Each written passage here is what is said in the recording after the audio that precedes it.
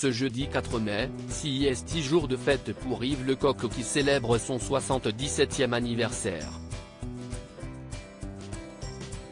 L'une des dernières fois qu'on l'avait vu à la télévision, l'imitateur star des Guignols de l'info n'avait pas le cœur à rire. C'était en décembre 2022 sur le plateau de Ça commence aujourd'hui sur France 2.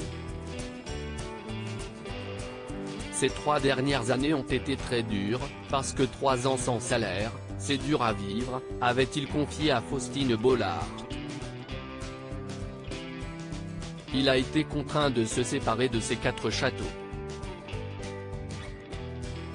Je dois les vendre, souvent aux enchères. À des prix qui ne me permettaient pas de payer mes dettes, avait-il expliqué.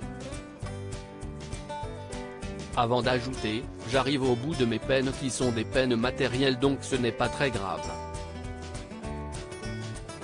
L'achat de ce bien et la restauration m'ont à moitié ruiné, je dois vendre, sinon je vais en prison, avait-il déjà révélé en novembre 2022 à la Charente Libre, qui avait révélé que le château de Chalais était en vente au prix de 3,1 millions d'euros. Avant la vente de ce château qu'il a éreinté financièrement, Closer avait révélé en novembre 2021 qu'Yves Lecoq avait vendu son château de Villiers-le-Bacle, dans l'Essonne, pour 9 millions d'euros au fondateur de Free, Xavier Niel, alors qu'il en espérait le double. Selon le magazine People, l'humoriste était au départ propriétaire de 4 châteaux. L'arrêt de mes participations télé m'a contraint à vendre mes propriétés, ces châteaux que j'ai rénovés, avait-il indiqué à Soir Mag en décembre 2022. Je ne peux plus continuer, CIST au-dessus de mes moyens, avait-il lancé.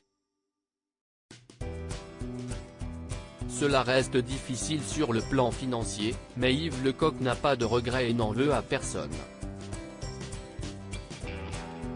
Un septuagénaire ruiné pour obtenir des subventions, il avait dû se plier aux exigences des monuments historiques et des bâtiments de France. Tellement fortes qu'elles ont augmenté le coût des travaux.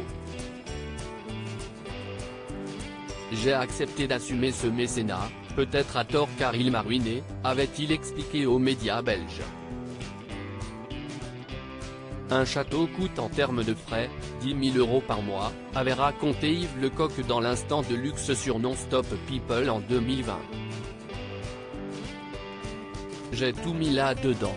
En ce moment ce n'est pas très agréable, on se lève le matin pour appeler tel ou tel huissier, avait-il expliqué à Jordan Deluxe. La vente de ces biens lui permettra peut-être d'envisager une retraite plus simple, un peu plus sereine. Article écrit en collaboration avec 6 médias Crédit Photo, Cédric Perrin.